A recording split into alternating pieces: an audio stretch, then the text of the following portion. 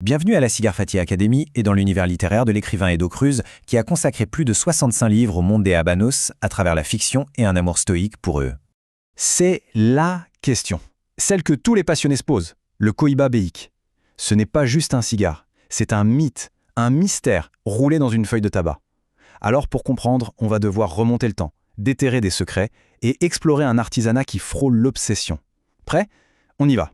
Pour vraiment saisir l'essence du bahaik, il faut d'abord connaître sa lignée. Et tout commence avec la marque la plus légendaire de toutes, Cohiba.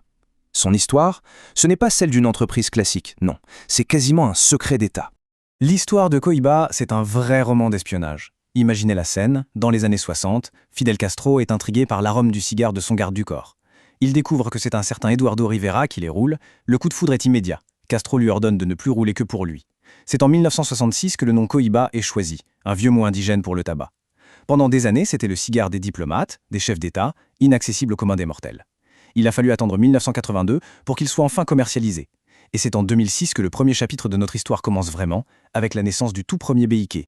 C'est cette exclusivité absolue qui a forgé le mythe. Pensez-y une seconde.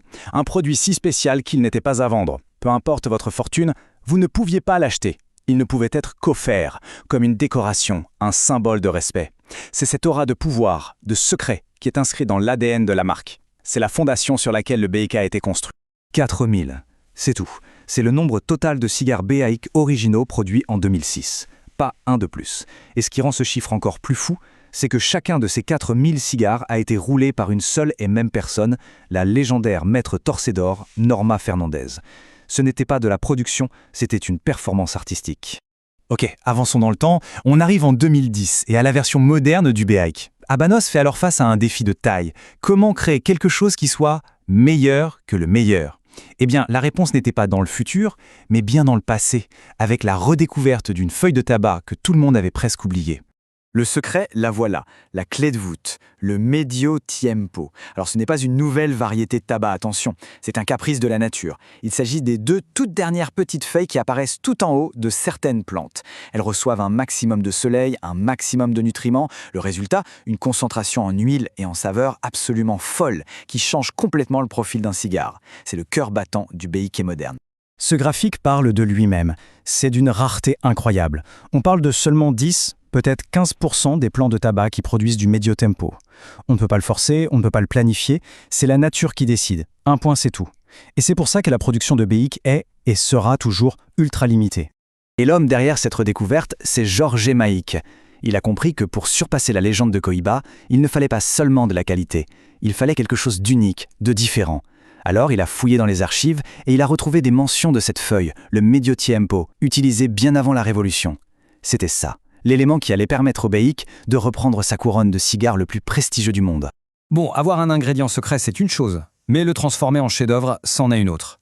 Maintenant, on va parler du travail humain, de l'artisanat incroyable et de ce dévouement total qu'il faut pour qu'une feuille de tabac puisse un jour s'appeler béiquet. Chaque étape est un filtre impitoyable. Imaginez un peu, moins de 1% de tout le tabac cubain est ne serait-ce que considéré.